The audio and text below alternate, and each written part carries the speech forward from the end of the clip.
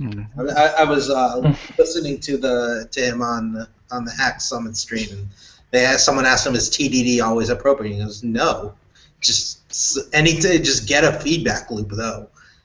Yeah. Yes, exactly. Well, even TDD itself, like some people get really obscure focused on certain things, and I'm just like, write tests, like if it makes sense, write tests. And again, the test thing is always about cost benefit, because certain languages, certain frameworks, the cost of writing a test is so expensive that it's ridiculous. Versus that's one beautiful thing about Ruby and Rails, and like with Elixir and things, like the cost of writing the test is so low that you get way more benefit from it. Anyway, we already sidetracked. Virtual Brown Bag today, February 23rd, 2016. We have our first guest. This is our time to try that out and see if we like that structure, as we've already scheduled like tons of guests for the next couple weeks. So if we hate it, it's late, But it should be good. I think it's going to be interesting topics that we have here. So, George, you want to do the introductions and let's get chatting on stuff? Sure. Well, welcome to the Virtual Brown Bag. So this is our weekly open to any developer meeting.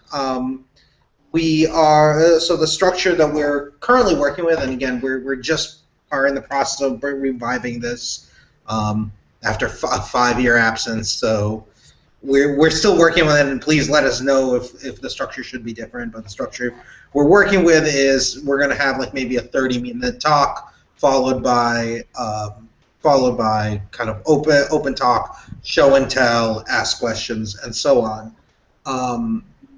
So, Jimmy, do you want to show like the website and what you've been working on? And I'll share that. The bookings that we have so far. Excellent. Bam. So I've actually added this link. I was working on it as you were chatting to add that. But I'm going to try wiring up meeting.virtualbrownbag.com. I'll update that every week so that the current meeting is that link. Also have, let's see, what do we have upcoming?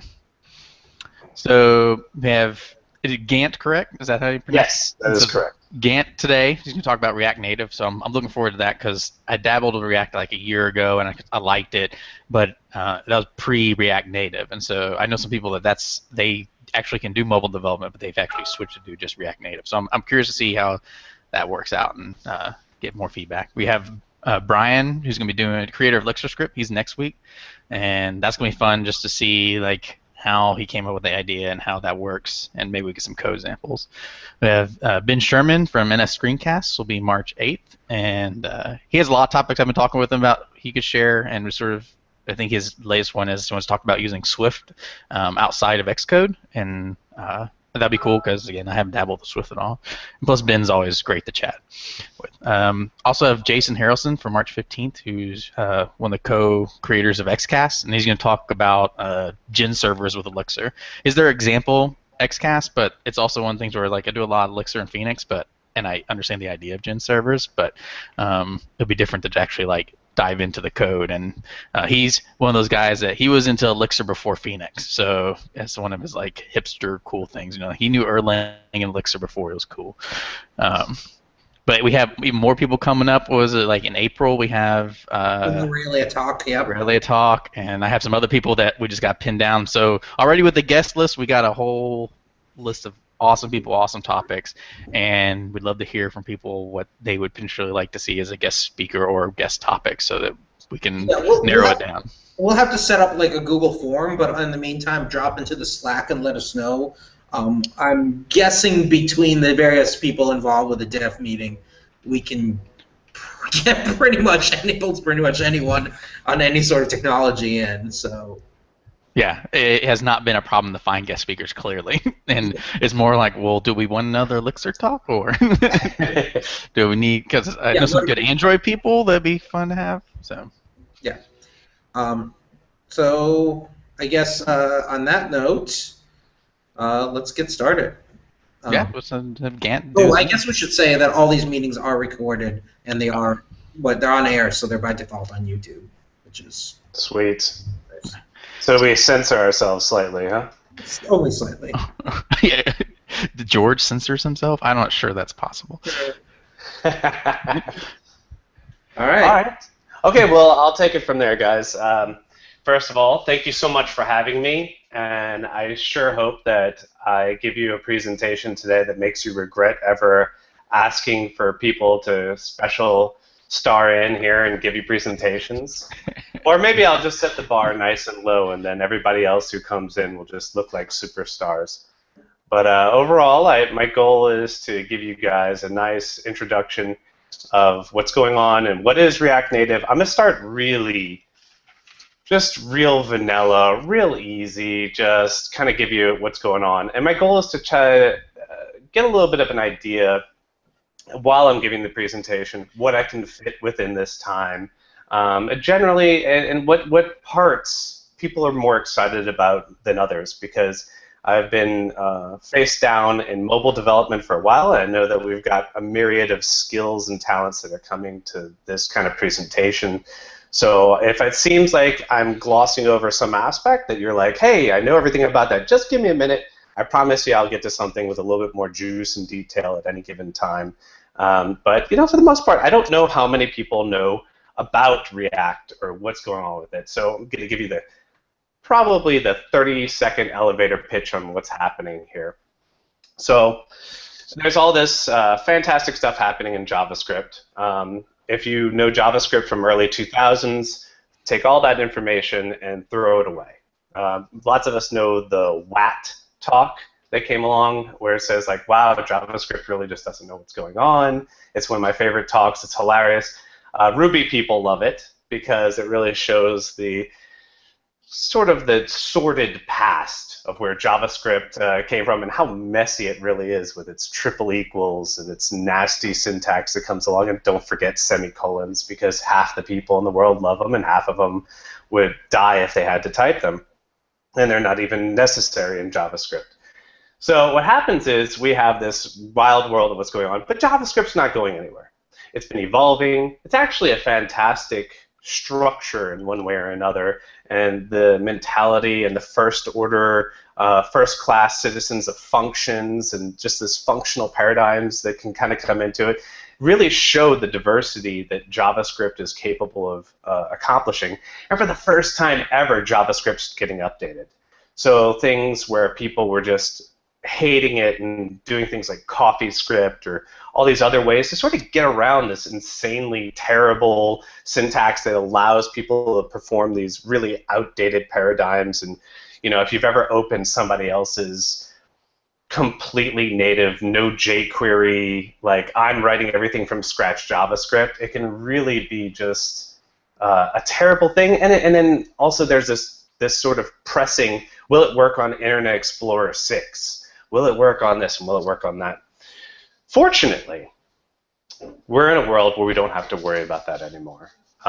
So with everybody else sort of taking on these ventures and making sure these things work, we are able to bring these things in and use them in the mobile environment. And that's exactly what React Native is. This fantastic React.js, which was released by Facebook, which is adopted by the community, has seriously kicked AngularJS in the teeth. Sorry, AngularJS people, trust me, I did it for a year. I love Angular and I love what it's doing, but it was sort of a kick in the teeth on how they came along, and their DOM difference rendering is so efficient that, you know, Ember has now implemented it. And I hear that Angular is going to reconstruct itself to implement this sort of fundamental structure as well. And there's sort of like this, if you look at the stars on GitHub, what's trending in GitHub JavaScript, it's React.js time and time and time again. And so is there some kind of benefit to this hype? I think there is. And as a Ruby developer going to JavaScript, I stepped very carefully. And in the React Native world, there are pros and there are cons, and I think it's going pretty well. So I want to give you guys sort of that general introduction, let you know what's coming down the pipe, how much this world is really changing, and then give you just a little bit of taste of the code of exactly what it is you can do. Now, if you have some aspects that I'm not able to cover during this time, I will be giving a GNO code presentation on this early March, where I'll have a lot more sort of like technical attack on exactly what it is that we're going about here. So if there's something that you want and you're saying like, hey, could you go into this a little deeper? Not only in my private time would I be happy to go ahead and talk to you about it, but also I'd love to actually build a nice presentation for it and show you. With that being said, I'm going to go to my screen, and we can get moving from here. So that was an infinite loop. Just go ahead and see yourself. I'm used to Zoom, which actually hides that window for you.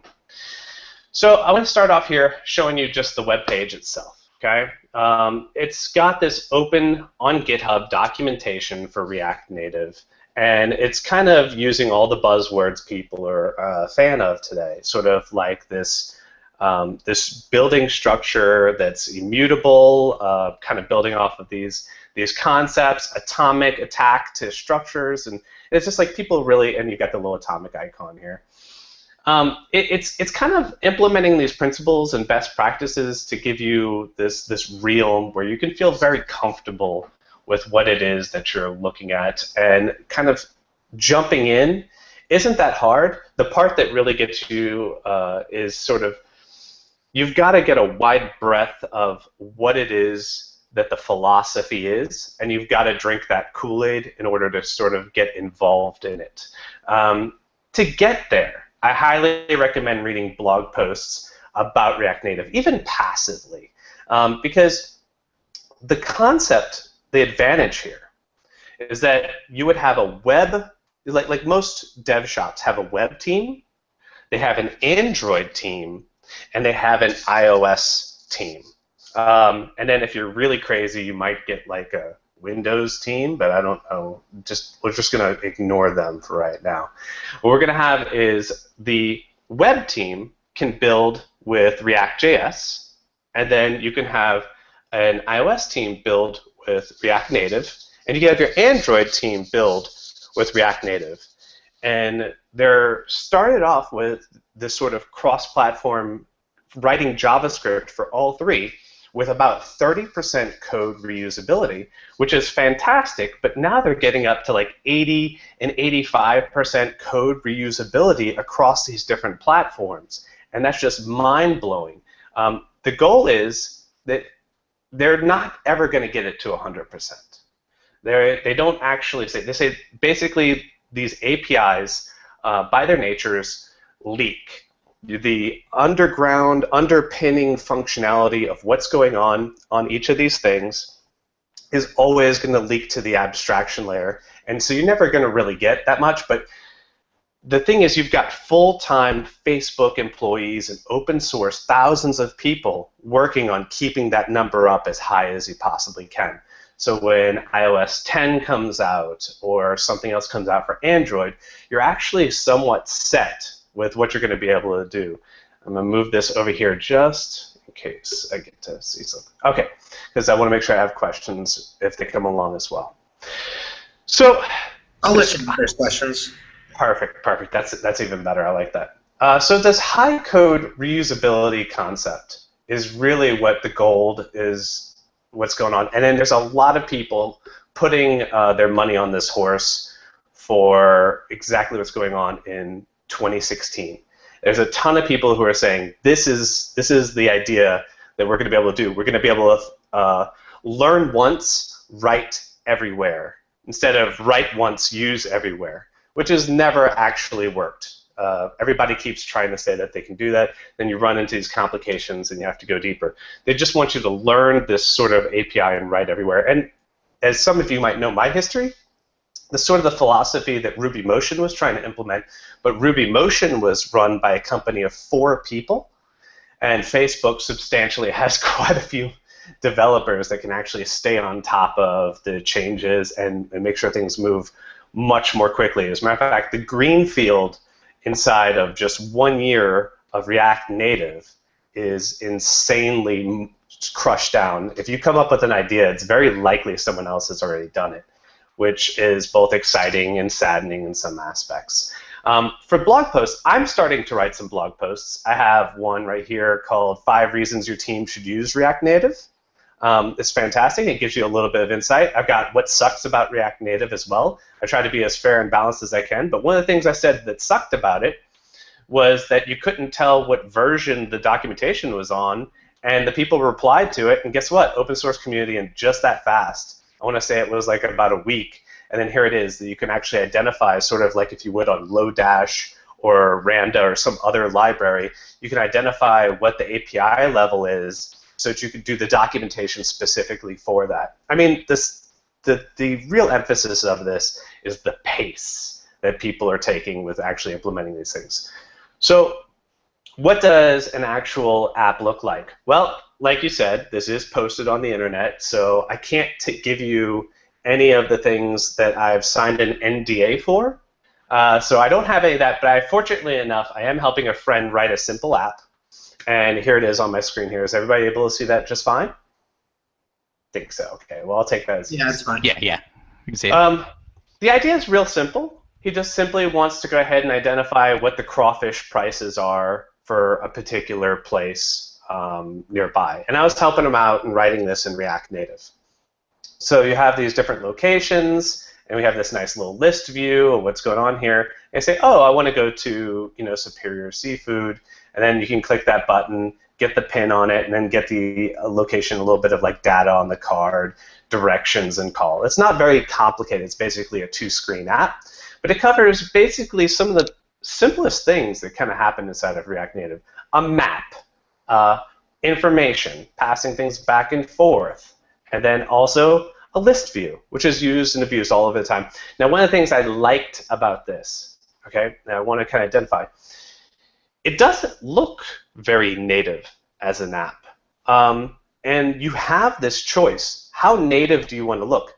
Now, React Native, it is rendering native components here. I don't want you to think that you've got a web view that's inside of this, and it's like, oh, okay, well, now I have its web items like loaded as a web view. No, it's a virtual DOM that's rendered as native elements for whatever that is. So in iOS, these are native UI views, and inside of Android, it could go down to a fragment or an activity specifically for exactly what it is. And it's this rendering, it's this sort of like middle transition layer that translates it down into what it needs to do. All you have to worry about is understanding the basics that you get, sort of these fundamental components that come from the docs in here. And if you take a look at the components that you get just out the box, you've got all these simple things like a view, a list view, an image, all these sort of reusable things that come along from language to language. Now, in some senses, they don't have a cross-the-board sort of setup, and they'll suffix those with iOS or iOS at the end of these. And these are perhaps some of the ones that were like, these are a little older. They're not as well supported because they've kind of like said, okay, well, we did have this because we only had tab bars in iOS, but now we've created this sort of cross-platform one, or we can have this other setup, and then you have a cross-platform picker. So you can choose the iOS picker, but the cool thing about it is whenever you're using these cross-platform ones, you're getting those other platforms 100% for free because the API abstraction you're using knows how to go ahead and render down. Now, there's a little bit of cost with doing these things. In a cross-platform setup, it does take a little bit more of wiring up. It takes a little bit more of this, you can feel the abstraction being there. For instance, the Navigator iOS and the Navigator iOS, simple, simple, simple, simple, easy, and it's basically, it works just like you would if you're doing iOS. It's just simply with a little JavaScript wrap on top of it. But this Navigator that's basically rendering its own view up here gives you this infinitely more functional potential. Like I could add a subtitle here. I could make it so that if I click the subtitle, maybe it goes to that screen. I could add all kinds of neat little tricks and bells and whistles. I'm not limited to the original structure. I could have animations flying around my navigation because this is just sort of, it's in its own world. It doesn't have to actually depend on the native. But with those great functionalities come a little bit of a cost. I think it's worth. I think it's worth it to go ahead and take each of those times where you have a cross-platform one and always choose the cross-platform one. And it gives you sort of this friendly functionality between the two. And so as we're looking here and you're looking at what's being built, ultimately, sorry, when you're building this stuff, it again feels like web, but it's not web at all. It's rendered to the virtual DOM. So when you're laying things out and you're getting instantaneous feedback, it's kind of nice, because as I was put things on the screen, and let me just kind of give you an example. In Phoenix, one of the things that we saw probably last week, I think it was, when you're editing the actual file, there's a socket layer connecting the two. And when you edit the code, it refreshes the page, and you get to see that sort of instant gratification that you get with Phoenix. So if I were to go to my routes file right quick, and let's see, this is the venue list screen with crawfish, and I add an exclamation point to the header here, and I hit save. Look, instantaneous. I get to see that change made immediately over here. And it's sort of like this developer feedback of save on one side and move on the other. Now, if I hit Command D that's over here, pretty awesome, considering most mobile development, like Android, that I've seen, like you don't get that. And when I was watching them the years ago and going through stuff, I'd be like, how can y'all work this way? It's like the feedback loop that y'all have is insane.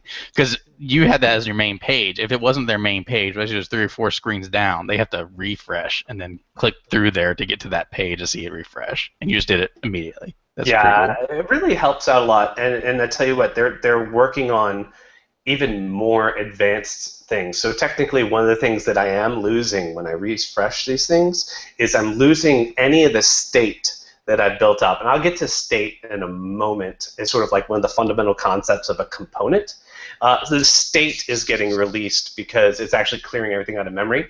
But they, through things like Redux, if some of you are familiar with this, and hot reloading, the state can be maintained. So you could be, several, not only just seeing the instant feedback on what's going on here, but the advantage of having like a really complex state. Maybe you can load it from fixtures or other kinds of things to get you in sort of a, I've added 100 things to my cart and I'm looking to remove 5 and see that change my shipping costs. Well, now you can get to that moment without having to go through and add 100 things to your cart. You're able to actually sort of get to these interesting points in state inside your app, and that increases the testability of these things, because the testability of having that sort of setup and getting it is fantastic without having to click through the UI or having something like Appium or something else clicking 100 times. I mean, we all know how slow those kind of functionality tests where it's virtually clicking on the screen, they take forever. Bring that down to a unit test, we're talking about milliseconds. And so these things are on the tips of people's minds. And in one project, which I can't show you, but I'd love to, I'm using Mocha to test the state. And it's because I'm shallow rendering. I'm using Airbnb's enzyme to shallow render the concepts, and I'm able to test all kinds of stuff in milliseconds, which is wow. For mobile testing, it's definitely breaking ground.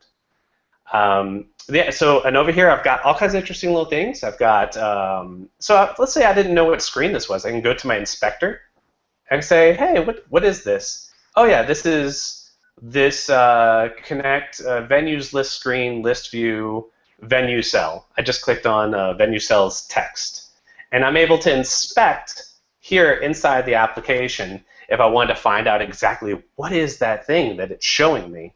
It's just amazing features here. Besides that, we have a performance monitor. You can see the UIs at 60 frames a second with a little graph that's appearing right here. The JavaScript's at 60 frames per second. Believe it or not, they do all the animation inside the JavaScript and then re-render it to the screen. And you would think that that would be slow.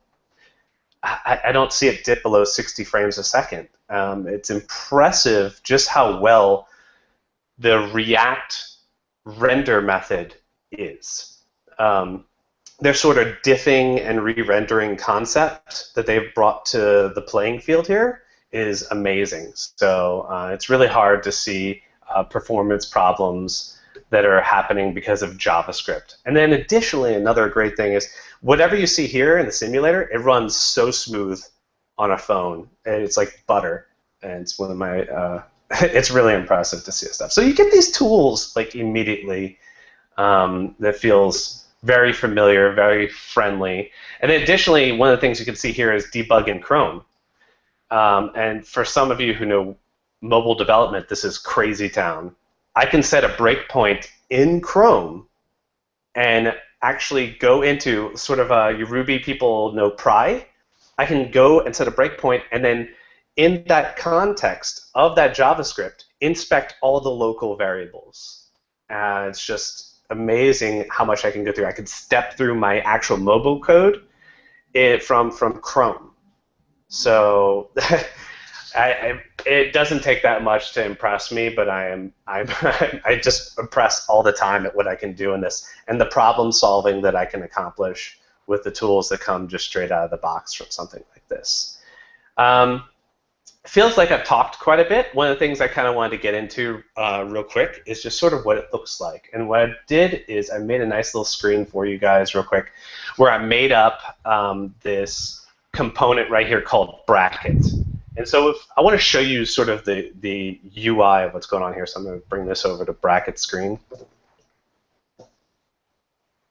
And then here I've got just this ugly little, you see I'm saving and getting immediate feedback. I'm taking that for granted so much now I didn't even mention it again because that's how I develop all day. I'm able to bring in things like Lodash. I'm able to bring in things like Ramda, all kinds of NPM packages. There's so much stuff that I'm able to bring in here. So if you're a Ruby developer and you hate JavaScript because all those things, you see I have no semicolons. I'm able to bring in amazing functions from Lodash. If you're a functional developer, I've got a little bit of Ramda in here. This is a lot of fun. You can bring in these amazing libraries from the JavaScript world and start using them instantaneously. And then it comes down to this, right? Everything is sort of a made-up view that behaves how it should. And that's what a component is. So here I've got this bracket. So most of you know HTML, right? I would assume basic HTML knowledge just kind of happens to people. And let's say you want to make up your own HTML tag, right? And you decide, hey, I have these HTML tags, but I want to make up a brand new one. And I want this to be a bracketing system because I'm going to build this sort of bracketing app. I have more time on this that I wanted to do, but I think I overshot the clock on it. But just conceptually, just think of, you know what, a select view, like a drop-down select that you would have inside of, you know, HTML. Well, it needs to know a few things. It needs to know what stuff would be inside of it. And those things would be properties passed into that select view. So those are properties. Then it needs to know which one's currently selected. And that's not always passed into it. It's usually because of user interaction. Well, that's its internal state. That's what happens. It actually cares about the state of what is going on with that. And that particular state that it's changing to is going to make up the component. A component has props and state. That's the two pieces of the fundamental building block of any tag that you wanted to make here. So if I wanted to create a bracket tag right here, and I can just, now I've included it here on line 9. Forgive all the linting stuff. I cleaned this up. This is just sort of made here. And then all it is right now is it is a text which says this is the bracket component, right? But I could do all kinds of things. I could take the text that I'm putting inside here and get that from a property that's passed on to it. So let me just do that real quick. I know we've got just a few minutes here. But let me say message. Plenty of time. We've got half an hour if you want. Oh yeah, well I don't want to. Yeah, so we're kind of seeing that. I feel like the component, I can't skip it, right? This is the new message. And so I've got this here. Now you can see it's completely ignoring it on the left side here because I'm not using the property, I'm simply passing it in. But over here, now I can actually identify if I want to use what came in, it's just components have props and state, two things. One is passed into it, one is how it kind of maintains where it's at. So now I can say, okay, cool. I have, so, and then what do I call it? Message, I believe. believe I called it message. And there you go. There's the new message there. Let me make this text. I'm going to do an inline style. All this is terrible. Don't do inline styles in HTML or in here unless you're proving a concept. There you go. So now it's a little bit more visible what you're seeing over here. But now I've got this, basically this component that I can build out. And you know, you constantly are seeing people build to-do lists, you know, in JavaScript. So a to-do list component might have like the state of whether it's been done or not, right? The text that says what it is, and then the ability to kind of like have a grouping of those. You can have it be added in. So that would be a component, would know how to break it into props and state. And for the bracket screen, I'm able to pass in this message here. This is the prop of this. And I think I'm going to kind of stop it there, but just sort of identify, like, this is a good example of, like, here, I'm building my own building block. Now, let's say I have a screen 3 screens down, right? And I'm interested in reusing this guy. It's just like you reuse things in HTML. I would just make sure I import, you know, my bracket that I have. And then I would say, okay, guys, here I am. Go ahead and use the bracket, and I would pass it whatever properties it needs, and it would start interacting as it needs to. Then I could add like function events on top of it, and simple things like that. So what happens when the bracket's clicked? What should it do there? I'm sure that's where we would get to modifying state and such. But for the most part, these little building blocks that we're looking at, these are why I think React is so popular, because you can have a junior developer come in and you can assign them their own silo to build their own component, and with very minimal teaching, they can actually build something that's useful to the grand scheme of the project. And that sort of separation of concerns is perfect for, you know, not having any kind of Git conflicts. It's perfect for moving the project forward. And it also requires that they can know very well about their domain and what they build without having to really know or talk to the client in some extreme aspect, or knowing how all these pieces are going to work together.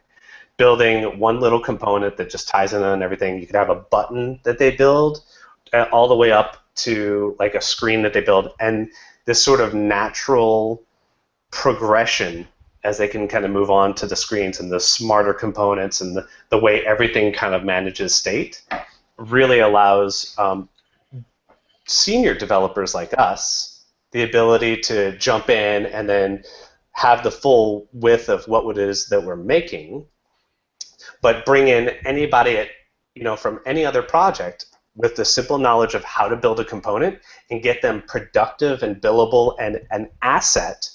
Whereas usually the more developers you add to a project, the more headache you get.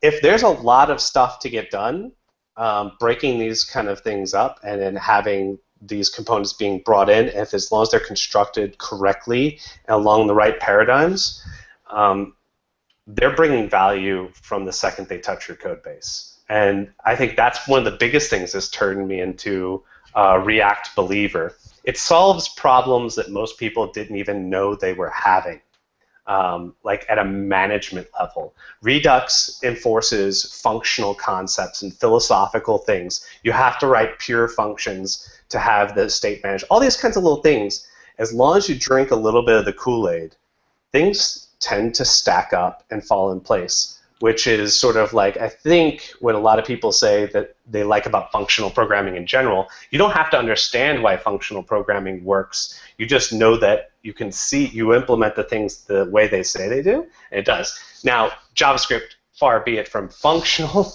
but I feel like they borrow a lot of those concepts that have worked, and they've brought them over in a way that sort of kind of builds things up in a composition-like mentality, and declarative coding, which are two concepts which I think bring functional programming to the forefront of what's going on. And then also as phones continue to add cores, like Androids have 4 cores, and the code starts to lend itself towards parallel programming.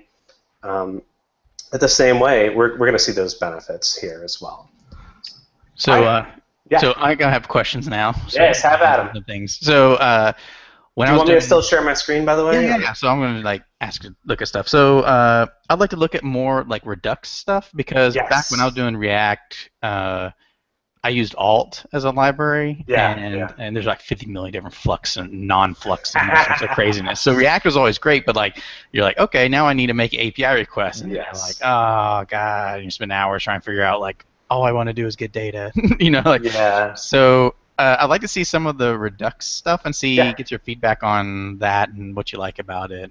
Oh yeah. So let me kind of just give everybody a little tidbit of what's going on here. So these components all have their own state, and that's great. But there needs to be sort of this over management of how state gets fed to everybody, right? And Facebook came up with Flux, and if you wanted to point a missile at an anthill, Flux is your baby. I mean, if you want to just put the most complicated thing ever, and it works out great. I think last year there was a conference, but the Redux, God, what's the guy's name? The guy who came up with Redux did a presentation on it last year, and one of the things he did, I would love to show you his presentation. It really blew everybody away. And it just simplified the concepts. First of all, it gave us that sort of time travel that we get from Elm. If you're familiar with Elm, it's fantastic to be able to have this pure function time travel. And then, so what he said is it's a reducer that manages your store. And the reducer plus Flux equals Redux. And that's sort of like where he named it from, which I thought was kind of cute. When he named it Redux, what he was simply doing is he simplified, instead of having multiple stores, I think I have some stores in this one. We'll go ahead and take a look. So I have a whole Redux folder here, and I have a store. You've just got one store, and one store is sort of like getting passed around, and you have these actions which kind of go to all the store, basically any component of the store, and then what happens is you just simply have what the state was before. Let me show you a reducer real quick. You have what the state was before, which is going to be here, and then an action. And then the idea of the reducer is just simply return the next state. And it basically creates a whole new state based off of, like, here's the reducer. This is the reducer signature. You have like a original state and then action to perform on it, and then return a brand new object from the marrying of how to deal with those two. And the benefit is you do get time travel as long as you want to. And time travel, I mean, you could step forward, step backward. That's how we're able to handle things like hot reloading and all these other cool, amazing things. And so you can have this moment here where you're able to read from the API and then transmutate that. And the best analogy I've ever had for Redux is this, and I still stand strongly by it. Treat Redux, anybody who's done mobile development, there's what the server cares about, and there's what your app cares about. Sometimes what the server cares about is, all this great stuff and all these amazing things that are happening in the background. But what your app cares about is usually a subset of that. And it's also like a few other interesting things that only your app cares about and the server doesn't care about. So I would almost treat Redux as your local database, your little CouchDB or whatever. Just like the things your app should care about in the form and the style that your app really does want it to be in. And then so now, I don't know if you've ever had one of the problems where you've had to depend on a third party for their API, and they're changing their API on you and driving you absolutely insane. Or they're saying like, hey, we have this, or we don't have that. Well, the advantage is the reducer sort of protects your local database from all the madness that's going out, and you just continue to translate between the two here inside the reducer, and your local database, your whole app can still work just the same because it didn't care about the structure, the way the JSON came down from the server. It just cares about how you kept your local data. And so as long as you can transmutate what comes from the server in one spot, then every screen that was depending on your local data store is completely functional again immediately, depending, so you have a like edit in one spot. Whereas if you're pulling down JSON in a bunch of different places, it can drive you absolutely insane otherwise, because you're like, no, they've changed the API structure, now it's screwed up everywhere inside my app. Well, now you've got this one local store. It's like your local database, and it has time travel, and it's able to manage all the components, and they have what's essentially like an event. If there's data updated and one of your containers cares about that update, it immediately gets it through Redux Connect. And so now you can, the best analogy is that Facebook, you can hit the like button 3 screens in, pop back several screens, and then see that like button pressed already on that other one. Anybody who's done mobile development knows about this problem, but doesn't really have a good fix on this, because, I mean, take a look at GitHub. If you're on GitHub and I merge a pull request, then on that screen at the top it says pull requests 1. It didn't update it, even though if I click on that tab, it goes back to 0. Amazon, the cart as well. If you check out, it's still at the top right. The cart says you have 3 items on it on your checkout screen. And when you click on the cart, it goes back to 0. It's sort of like it doesn't have this reactionary kind of mentality that you get from these things. And with everything wired up through Redux and Connect, as soon as screen 5 changes a value, screen 1 will have the correct data on it. Again, everybody immediately feeds back to it, and it sort of solves this overarching problem that nobody really complained too hard about, but it really is a problem that we continue to have. So if you push 5 screens deep, change some data, and then push back, you pop back to where you were, that data will already be in sync because everybody's talking to Redux. And that's the blow it away moment for everybody. It's like, wow, this is solving all the problems. It's not hard to write. This reducer is not hard to write. Depending on what action comes in is how it will change the state. These functions have to be pure. I can't stick date inside of these or something like that. I can have it from the action, but I can't have it inside of my reducer. That means that this is completely testable. That means that this is completely time travelable. That means that everything kind of works smoothly.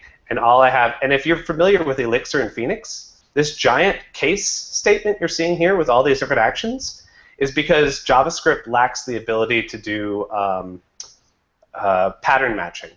So ideally, like if you take this back to Elixir world, you could do this a little bit cleaner with pattern matching instead of a giant case statement like you're seeing here. Maybe they'll add some magic there, and then we'll be able to get away from this giant switch statement. But basically, depending on the action that comes in is how the data is mutated. And it's very straightforward. The big hiccups are if somebody actually mutates state or does something that's anti-functional in here. There's a library by Facebook called Immutable to try to stop people from doing that. I would recommend implementing it if you have some junior devs that are going to be touching something like this. Can you take a look at some of your actions? I sort of want to see what the actions look like in Redux. Sure. So let me go here to the action. You remember the CQRS stuff that we used to do? I mean, like that's the exact, like it even used the event sourcing stuff. Like it even was called a reducer. That's what Redux is. Yeah. Yeah, it's exactly that. If you're a Ruby developer, there was a recent presentation where a person implemented Redux in JavaScript at the last Ruby conference in 2015. Mm-hmm. So if you speak Ruby better than you speak anything else, you can actually see the guy who did Hamster Immutable. He went ahead and implemented basically Redux in Ruby, and it's a great presentation. I can link you to it as well. But basically, when I'm telling people about actions, I'm saying actions are something that is shouted. Basically, they're just shouting like, "Hey, we're gonna select a venue. Hey, the venue was a success," or "Hey, the venue was a failure." And these are things that are just shouted throughout. And you can have as many actions as you want. The philosophy is you should never stop actions or mute them. You shouldn't be like, well, if it's a failure, don't do an action. No, just shout everything, because it's not the job of the actions to change the state or to say whether or not state should change. If it's a failure, you shout that it was a failure. If it's a success, you shout that it's success. Actions are very dumb, very simple. You can insert things like date inside of actions. They're not necessary for perfect functionality. It doesn't have to be a pure function or anything like that. And then when these things get shouted over inside of your reducers, they hear those inside the reducer, and that's the action that gets brought in. And depending on what happens is how the state is mutated. And then when the state is changed, through Connect, any screen in the entire app that's in memory that is listening to this particular thing, fetching or the selected venue, or in my app, I've got hundreds upon hundreds upon hundreds of things. I really wish I could show you that one. They can all immediately feed back. So like, let's say I click remove from cart, hypothetically. Well, that number at the top right would receive that the number of items in cart, because it's listening for that inside the reducer, and immediately drop the number down immediately. So not only would the little number of items for like how much mayonnaise I'm buying would go from 2 to 1, but the item up at the top right that's saying you have 15 items on your cart would go from 15 to 14. All just because they're based on the same Redux store. And they would immediately get that data that they're looking for has been updated. And that sort of mentality is sort of, it sounds like evil magic and crazy stuff, but the concept is simple, and you could rewrite Redux in a day if you wanted to. It was a good concept, and that's part of the sort of stamp of a good concept, is that it's no magic, not complicated. It just, you do things this way, and then you get these benefits. Actually, I believe if you go to the egghead.io on Redux, I might have seen it over here, at the end of it, I believe what he does is he does rewrite Redux from scratch. So if you go through this, Dan Abramov, the creator of Redux, his presentations are pretty good. But he came along and he's tying in with Egghead.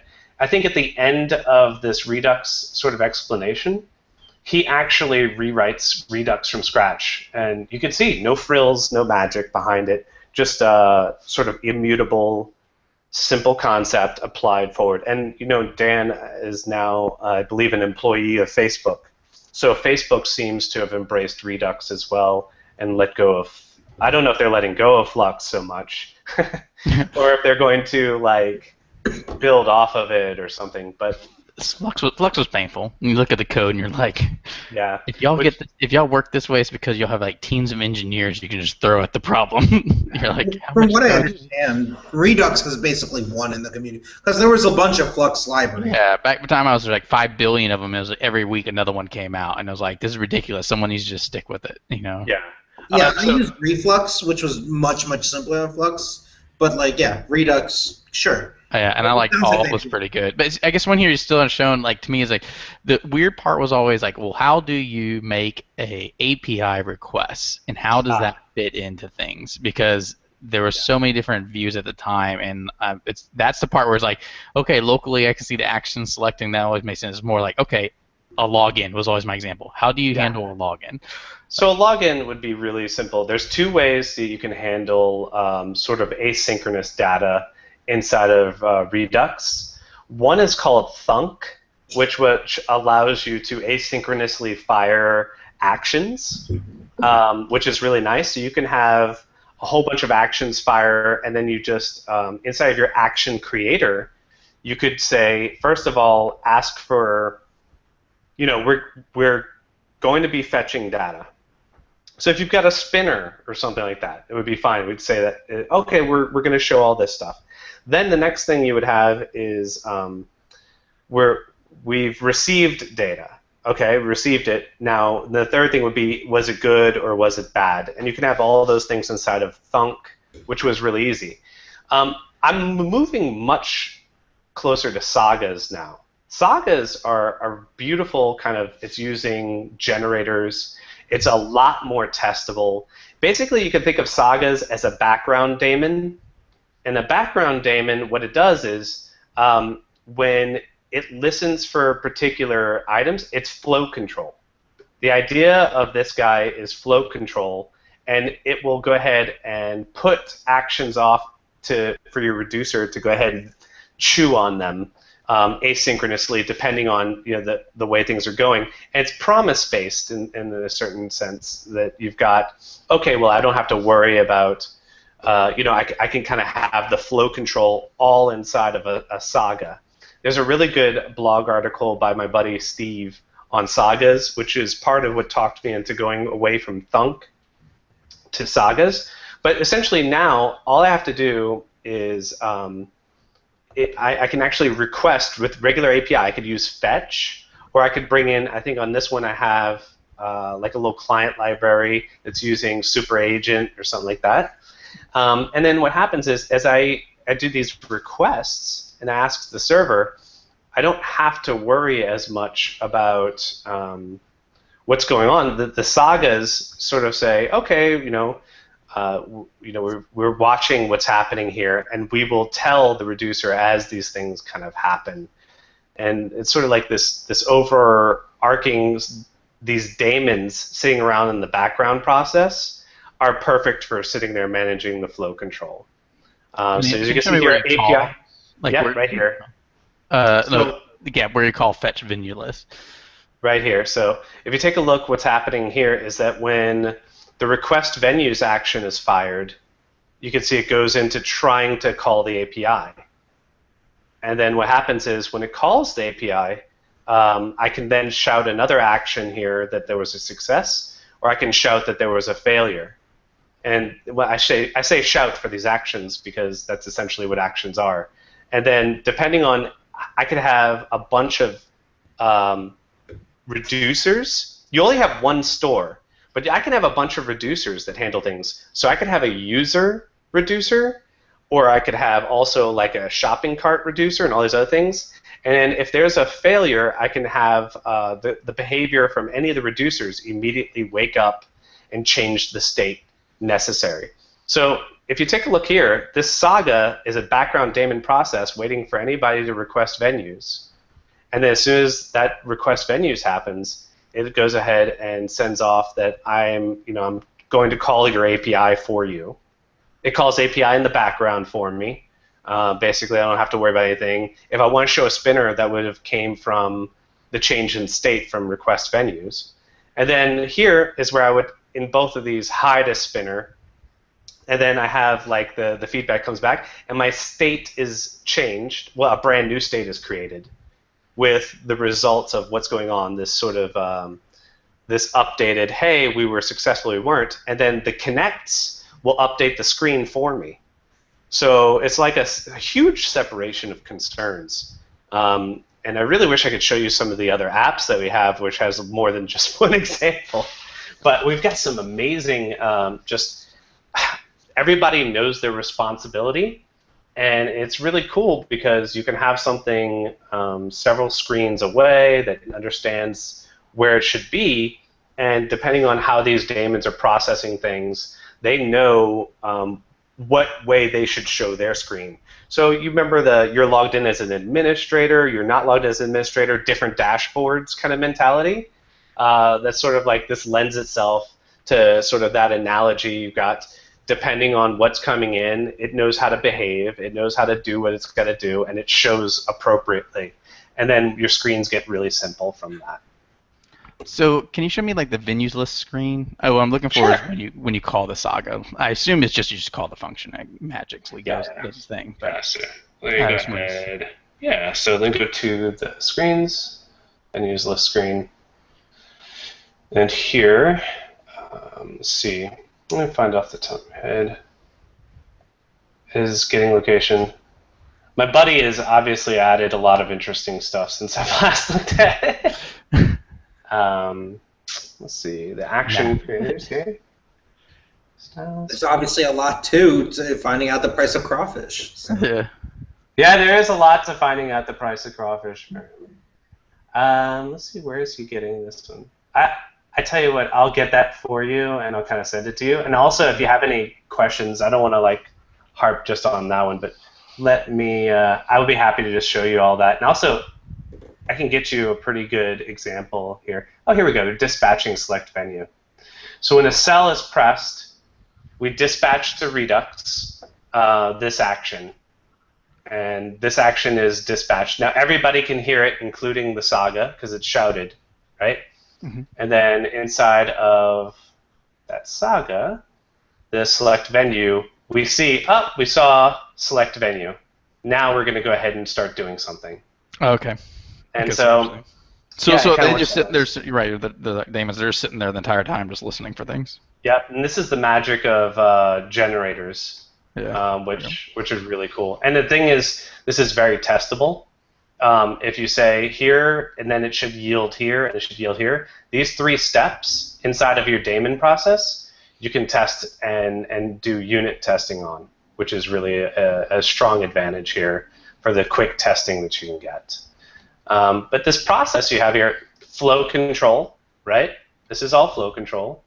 Actions, here we have what kind of things can be shouted, and then you make sure your reducers how to change state when they're shouted. Those 3 things all working together gives you all the benefits that we had spoken about just a moment ago.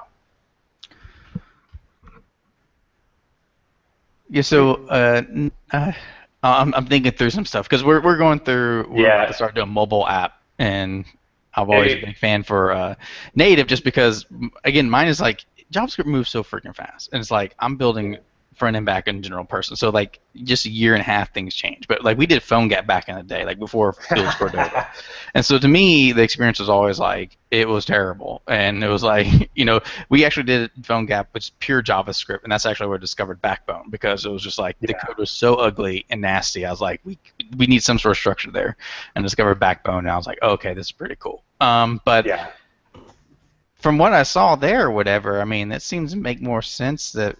Because also we have a team, 3 guys, pretty awesome, but none of us do native development, and we're like, okay, well, I guess we'll have a native person, but I think we should give this a shot more, because like we already have great JavaScript web developer guys. We don't, why don't we just leverage that?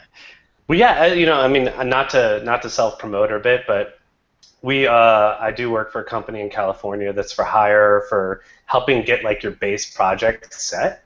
So if do you have a generator for that, or y'all just have a structure? We're working on a generator right now. We know how to do it because we've done quite a few projects on it, and what we're doing is so if you're classic like web and stuff like that, you're gonna fall in line with a lot of the stuff. We have half of our people know native like the back of their hand, and half of them know we have all these other aspects, but we're finally started gluing all these concepts together and finding the best of the best. What's the right way to do this stuff?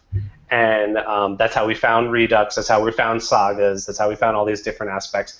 And it just, we build like 1 week proof of concepts for some people, so that way they can kind of take our code base and then continue on. We are working on actually building like a starter package that's going to be open sourced.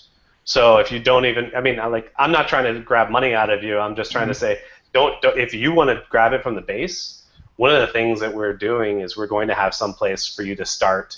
And the advantage that we get is that if you're using our base and you make an innovation, hopefully we see a pull request, man. We would love to see that because, obviously everybody's not able to do everything that's coming along here. So if you figure out some kind of complex thing, you're like, hey, I kind of built a screen that is a good starting point for a list view with section headers, right?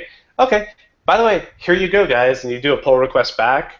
Total thumbs up across the board. We love that. That's just as good as anything else to us, because we don't have problems selling contracts. We actually would love to be more advanced technologically, continuing to stay on the cutting edge of these things. So I'd be happy to let you know as soon as we're done getting that base project set up.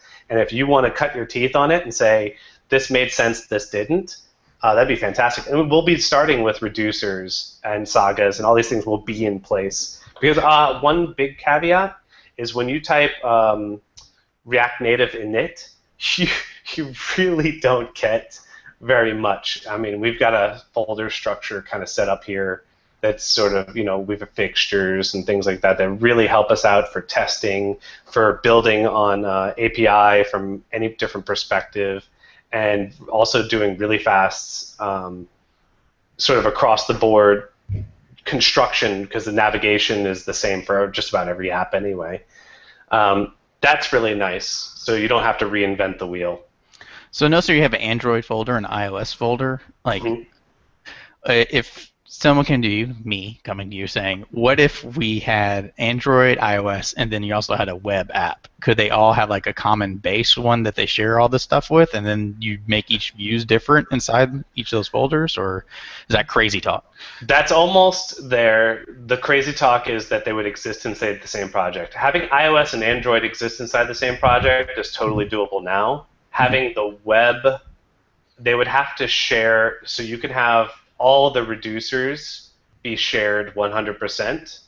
But then outside of that, I would say like the back-end logic, the sort of daemons, the sit-around, all that stuff, you can have that 100% shareable. I know that we have one project where we were able to really just kind of, once we figured out the business logic and the way things should flow, it's shared everywhere. But once, I would keep that one in its own project and do like a Git submodule to share that sort of data layer between the two, or just copy and paste. Git submodules tend to confuse more people than they help. So I would say like you can almost copy and paste them and then let them age separately if you really want to. But if you want to share the code base between iOS and Android, that's actually one of the things that we're doing here, is that if you take a look at this guy here, the first thing we do is get out, immediately jump out of this code and go straight into the shared code. We don't have anything in here we want that's going to be specific for iOS yet. And then if you're looking at for, what we've got for Android, do I have Android here right now? Oh, I'll explain it a little bit. For this project, I don't have Android set up, but you would be like, let's get out of this and get straight into this app folder where we are sharing our code base. Okay. Okay, guys, we are over, yeah. Good we stuff. keep talking about this in Slack. We could leave this open, but everyone's free to go. All right. Well, does anybody else have any questions? And then we'll. I think it was good. Thanks. Okay. Appreciate it. No problem. I'm excited about it. But let me just close out. Clay Alsop's got a great article, 2016, the year React Native eats mobile. The company I'm with is Infinite Red. We do tons of stuff. Let's see. We have a Medium. Please come along, watch our projects, watch my writing, anything like that. I always appreciate people who recommend or follow what we do, because sitting back and actually giving back to the open source community is part of our prime directive of what we do. So the more people who hit like and enjoy these things, the less painful it is to stop and rewrite all of our stuff so it shares. And I like doing this stuff because I feel that it always comes back around. The open source community has been good to us, and we want to be good to it as well. So hopefully we get to see you guys if you read articles on Medium or anything there. All right, sounds good. Thanks a lot. Appreciate it. Absolutely, guys. Thanks. Sorry I talked so long. No, it was good. Good. All right, see y'all next week. Later.